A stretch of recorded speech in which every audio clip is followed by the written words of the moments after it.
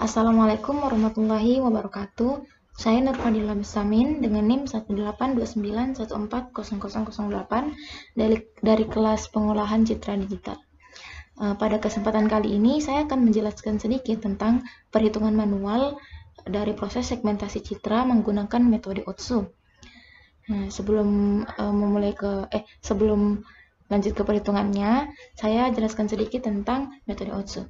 Metode Otsu ini merupakan salah satu metode dari proses segmentasi citra, di mana dia digunakan untuk menentukan nilai titik potong histogram pada histogram. Jadi nilai titik potong pada histogram yang paling efektif nanti dijadikan sebagai tolak ukur untuk menentukan area background dan area objeknya.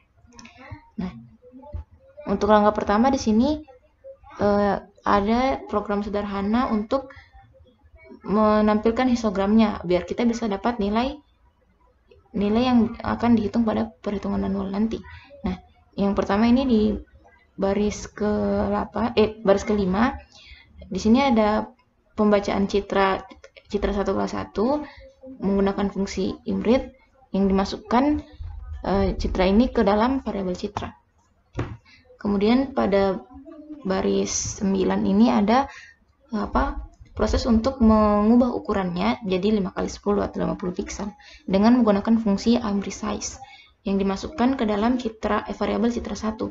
Setelah itu di variabel citra 1 ini diubah lagi menjadi citra grayscale dengan fungsi RGB to gray yang dimasukkan ke dalam variabel gray citra. Kemudian kita tampilkan histogram dari citra gray citra tersebut menggunakan fungsi seperti ini, menggunakan perintah seperti ini, figure image gray citra. Nah, tampilannya nanti akan seperti ini kalau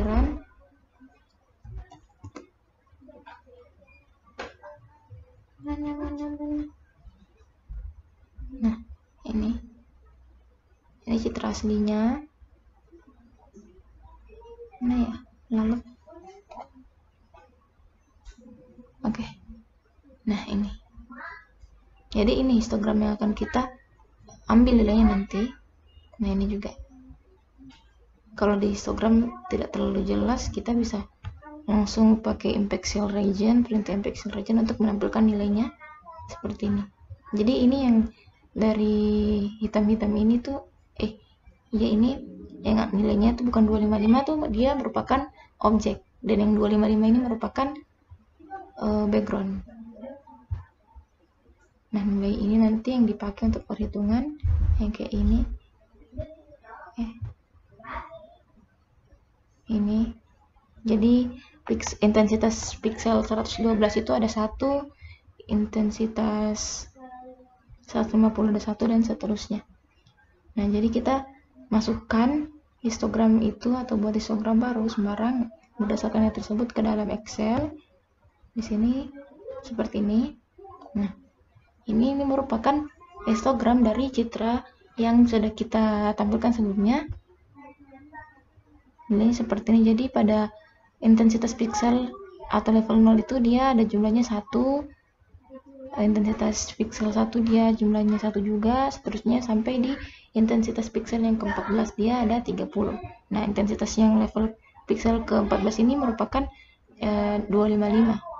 Jadi pertama ini nilai pixel-pixelnya ini, intensitas pixelnya diubah ke dalam menjadi level-level dari 0 sampai 14. Kemudian lanjut langsung ke rumus perhitungannya.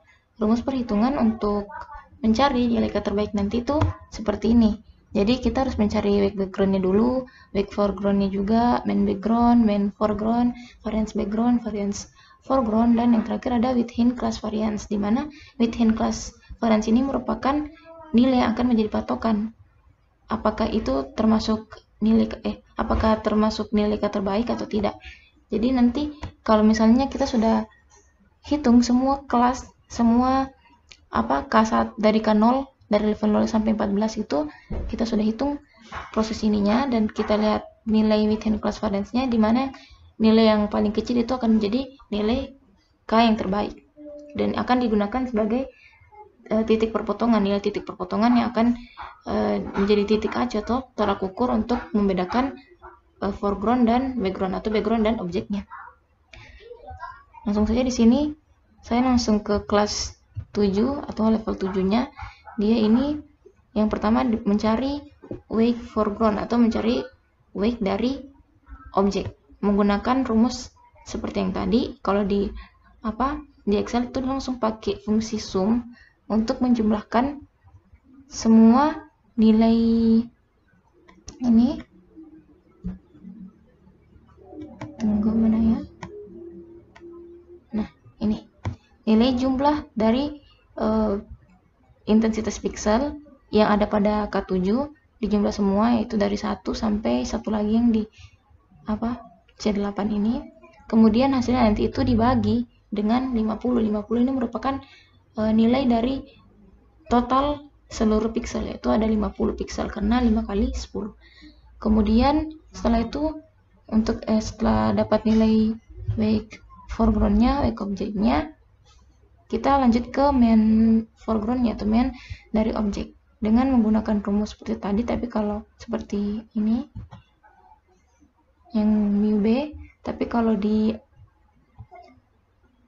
Excel dia langsung menghitung sama seperti tadi.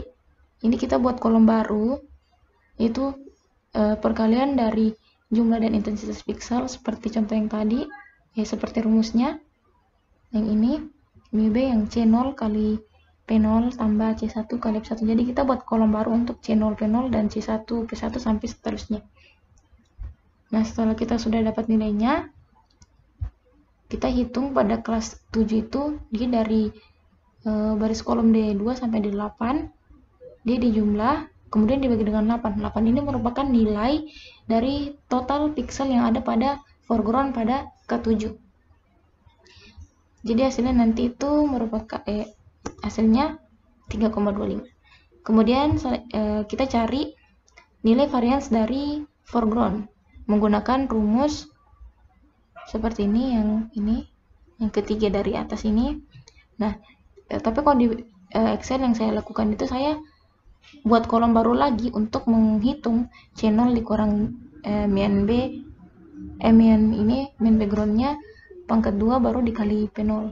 Setelah itu dijumlah dengan semua yang dari P0 sampai Pn pada K7.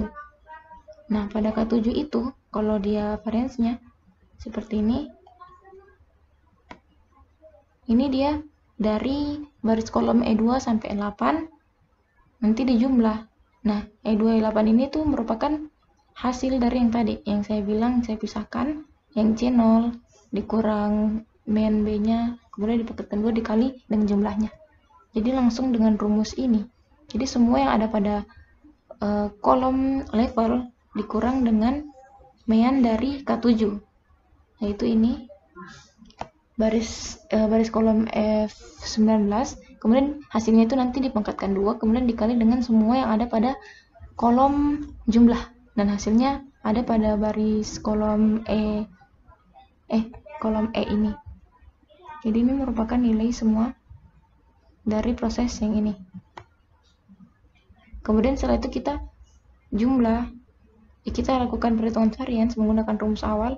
Nah, nanti yang ini yang sebelumnya kita sudah hitung di var ini kita Nah, sedangkan tadi ini, jadi ini E2 sama E8, E2 sampai E8 ini nilai dari yang ada pada K7 dibagi dengan 8 lagi. 8 ini merupakan sama seperti tadi, dia punya nilai dari total pixel yang ada pada foregroundnya. Setelah itu, setelah sudah mendapatkan semua yang ada pada foreground atau objek, itu nilai wake, main, dan variance, kita lanjut ke backgroundnya. Sama seperti rumus yang tadi, cuma nilainya berbeda. Jadi berdasarkan kolom-kolomnya. Kalau tadi kan yang kalau untuk wake foreground itu dia dari baris kolom C2 sampai C8. Nah, kalau untuk backgroundnya berarti sisanya dari C9 sampai C16 yang ini. Sama seperti tadi, cuman diubah nilainya berdasarkan backgroundnya. Nah, kalau untuk main dia dibagi 42 ini karena nilai dari total pixel dari foreground itu ada 42. Setelah itu kalau sudah dapat nilai background dan foregroundnya, kita hitung nilai dari within class variance-nya dengan rumus ini weight dari foreground dikalikan variance dari foreground, kemudian ditambah dengan hasil weight background dikali dengan variance backgroundnya. Nah, hasilnya itu yang akan menjadi nilai within class variance-nya. Nah, kita lakukan perhitungan seperti tadi pada setiap kelas yang ada pada citra kita. Jadi di sini tadi ada 15 level kan, dari 0 sampai 14. Nah, itu dihitung semua, tapi di sini saya hanya memperlihatkan 1, 2, 3, 4, 5 perhitungan dimana yang dimana K terbaik itu terletak pada K10, karena nilai dari within class variance-nya paling rendah yaitu 2,427. Kan yang lainnya besar. Nah, jadi nilai ini yang dijadikan titik acu untuk menentukan objek dan background. Jadi jika dia intensitasnya kurang dari atau sama dengan 10, maka dia dianggap sebagai objek. Tapi kalau dia sama dengan atau lebih dari 10, maka dijadikan background. Ini adalah histogram dari K10 yang dijadikan K terbaik, dimana foreground ini dari level 0 sampai 9 dan background dari level 10 sampai level 14. Jadi yang levelnya lebih dari 10 atau sama dengan 10 sampai 14 dia dijadikan background. Nah, seperti ini.